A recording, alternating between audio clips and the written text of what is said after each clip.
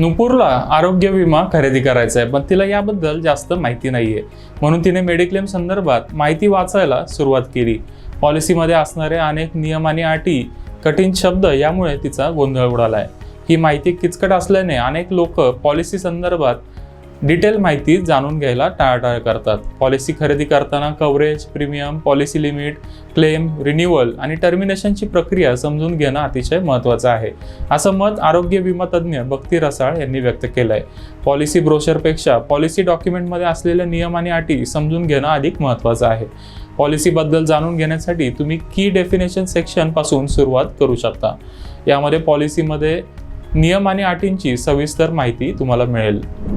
आरोग्य विमा पॉलिसी योग्य प्रकारे समजून घेण्यासाठी तुम्हाला पॉलिसीमध्ये असणाऱ्या विविध सेक्शन्सबद्दल माहिती जाणून घ्यावी लागेल. ही पॉलिसी खरंच अडचणीच्या काळात उपयोगी पडेल का हे तुमच्या लक्षात येईल. सर्वात आधी पॉलिसीच्या कव्हरेज डिटेल्सची माहिती जाणून घेऊया. यामध्ये वेटिंग पिरियड, कव्हर होणारे आजार, प्री एक्झिस्टिंग आजारांसाठी वेटिंग पिरियड यावर लक्ष देणं गरजेचं आहे.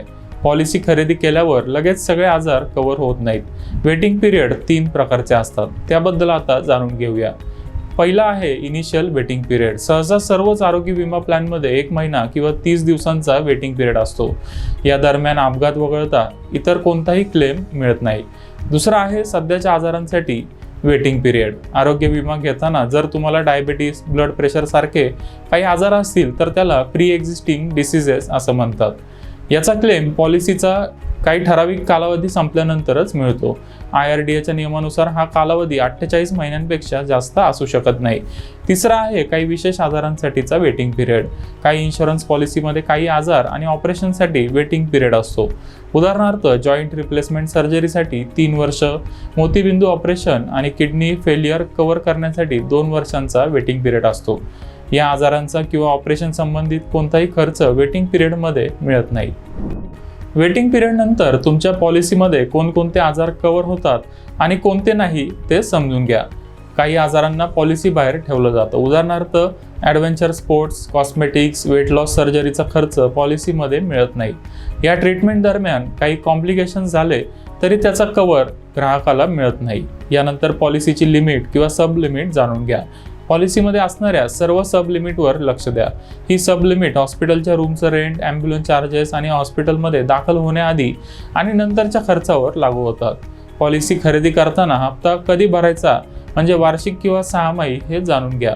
नो क्लेम बोनसशी संबंधित नियम आणि अटी काय आहेत, तसेच हप्ता भरण्यासाठी उशीर झाल्यास होणाऱ्या नुकसानीबद्दल देखील माहिती घ्या. तसेच को पेमेंटचा क्लॉज आहे का त्याची माहिती घ्या. एकूण बिलापैकी पॉलिसी होल्डरला स्वतःच्या खिशातून भराव्या लागणाऱ्या रकमेला को पेमेंट म्हणतात. समजा हॉस्पिटलचं बिल 2 लाख रुपये आलं आणि तुमच्या पॉलिसीमध्ये 10% को पेमेंट क्लॉज असेल तर विमा कंपनी 1,80,000 रुपये देईल. म्हणजेच उर्वरित 20,000 रुपये तुम्हाला स्वतःच्या खिशातून भरावे लागतील. इन्शुरन्स क्लेम करताना सर्व प्रक्रिया, कागदपत्र आणि कालमर्यादा म्हणजेच क्लेम केव्हा करता येईल याची माहिती घ्या. हे समजून घेतल्याने क्लेम प्रक्रिया पूर्ण करणं सोपं होईल आणि तुम्हाला सर्व फायदे मिळतील. तुम्हाला पॉलिसी रद्द करायची असेल तर पॉलिसी घेतल्यापासून किती दिवसात रद्द करता येते आणि रिफंड किती मिळतो ते देखील जाणून घ्या. अनेकदा तुम्ही फ्री लूक पिरियड संपल्यानंतर म्हणजेच 180 दिवसांच्या आत पॉलिसी बंद करण्याबद्दल कंपनीला कळवलं नाही तर कोणताही परतावा मिळत नाही. 3 महिन्याच्या आत पॉलिसी रद्द करण्याची माहिती दिली तर हप्त्याच्या 50% रक्कम परत केली जाते. जर तुम्ही फ्री लूक पिरियडमध्ये पॉलिसी रद्द केली तर तुम्हाला संपूर्ण हप्ता परत मिळू शकतो. आम्ही तुम्हाला आरोग्य विमा पॉलिसी घेताना कोणत्या गोष्टींकडे लक्ष द्यावं याची माहिती दिली आहे. हेल्थ इन्शुरन्सबद्दल मनी9 मराठीवर आम्ही वेळोवेळी माहिती देतच राहू. तोपर्यंत पाहत रहा मनी9 मराठी.